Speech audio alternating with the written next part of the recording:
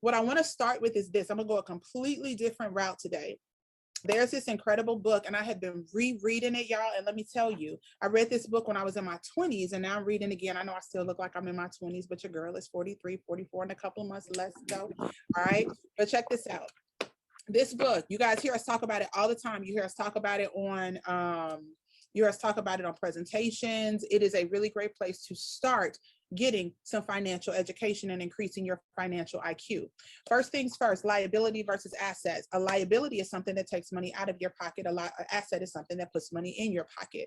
What is the difference between poor people, middle class, rich people? Rich people focus on assets, things that put money in their pocket. This is so important and it's foundational for our conversation today. And I know a lot of you have heard it before, but let me tell you something. Until you are actually doing it, it doesn't matter that you heard it until you are putting it into action. So you get to hear it again one more time. There's some things that I want to show you when it comes to cash flow. I learned about cash flow in my 20s. I didn't understand cash flow until about last year. Okay, so you may have heard it before and you may be like me. I honestly didn't understand the concept of cash flow. It's not about how much money you have coming in. It's not only about how much money you have going out. It is how that money is moving through your house. It's how that money is moving, where it's going, how it's coming in, like the different ways that it comes in, where it goes once it comes in. That stuff is super incredibly important. So I'm going to show something with you. I'm going to show you a cash flow pattern of a poor person, a cash flow pattern of a middle class person, and a cash flow pattern of a wealthy person. What you're looking at right now is the cash flow pattern of a poor person. What that means is this. That means money goes into their home, like they get income from their job. For a lot of us, we work, we get income from our job. And so we get this salary and we spend it on our expenses. So things like, what do we got? We got taxes, we got rent, we got food, we got transportation, we have clothes. So things that don't necessarily make us money. And realistically, all of us have expenses. So it's not just about expenses, it's about how this cash flow is moving in this person's home. And I want you to understand this is a highly simplified version of this, but you will get the point. So this money is coming in from a job and flowing straight out through expenses. Fair? That makes sense? So that's the first thing that I want to show you. That's the cash flow pattern of a poor person. I'm gonna open all of these because I got two more to show you to make this real easy. Okay, next, I want to show you the cash flow pattern of a middle class person. This is what it looks like for them. See, by the time we're middle class, y'all, we start acquiring things.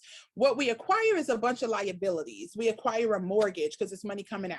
We acquire car loans, and mortgages can be either assets or liabilities depending upon how it works for you.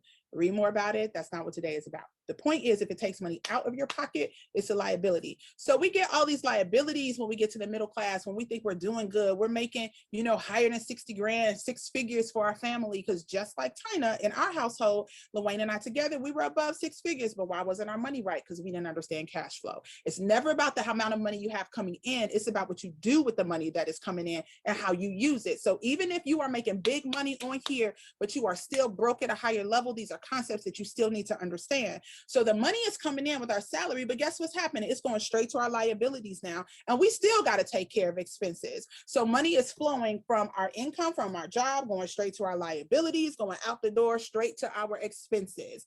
That's how the cash flow looks for a middle class person. Now, what does it look like for a wealthy person? This right here is clutch.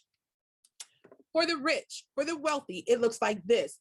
They put their money in places where their money works for them. So they take their assets and their assets pay them. Their assets literally become their income. This is the person that lives off of their assets. This is the person that doesn't just have a mortgage for themselves, but they have real estate. They got real estate, so they're asset rich. So that money seems to pay them. Y'all got me there? They still got liabilities. Yes, they still have expenses, but their assets far exceed their liabilities. Okay, that is really important to start this conversation with.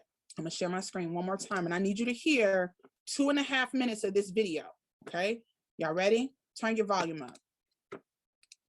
Hold on, wait, I gotta make sure I'm sharing my sound. All right, let's work. Here we go. The middle class finds itself in a constant state of financial struggle. Their primary income is through wages. And as their wages increase, so do their taxes.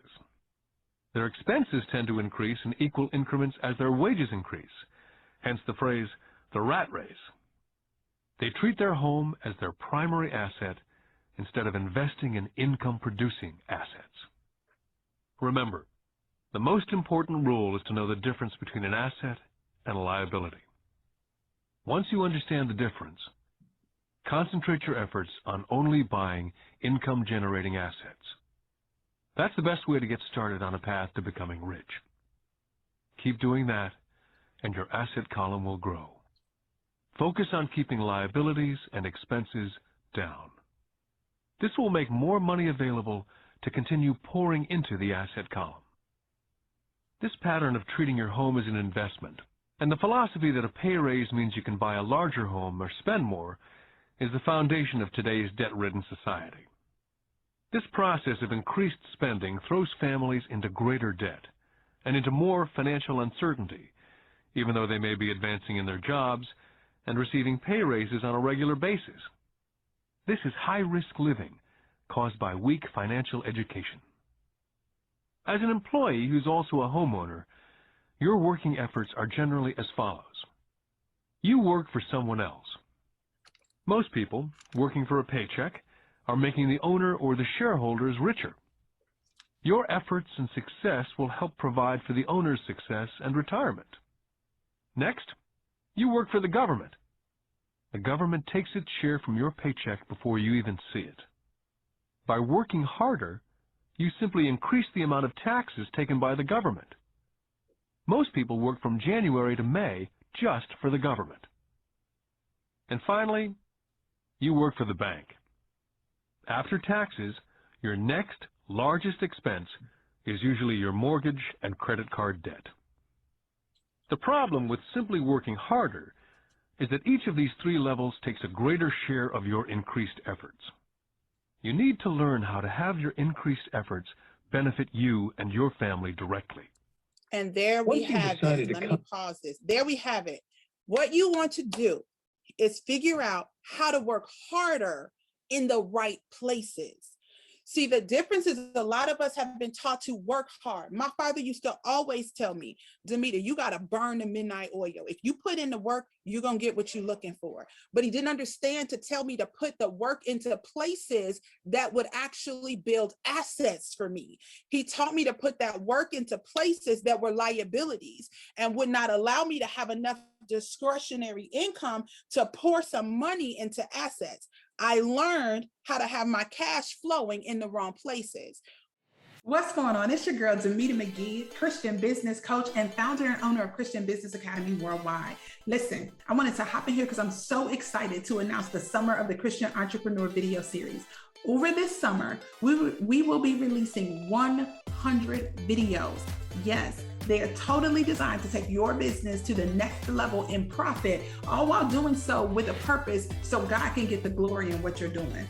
Yeah, I'm telling you, by the time the kids are back in school, you're going to be next level. But this is what's so cool. We're covering all the things. We're talking opt-in, sales funnels, marketing, search engine optimization. What is it? What tools can I use to even get better at it? How do I rank on the first page of Google? Better yet, how do I get in that number one spot? Because you guys, this week I celebrated hitting that number one spot in Google on a term without paying for ads. That's huge. When I tell y'all, we're talking all the things, so you can be the trifecta. You can be a sensational spouse, a phenomenal parent, and a purposeful, profitable business owner right from the comfort of your own home, because we're giving you the tools and we're giving you the resources. So all you need to do is make sure you are subscribed to my YouTube channel, because that's where it's all going down. And you can do that at video.demetermcgee.com. Make sure you head over there, you subscribe, you hit the bell so you get notifications, and I will see you for our huge Summer of the Christian Entrepreneur video series. I'll see you there.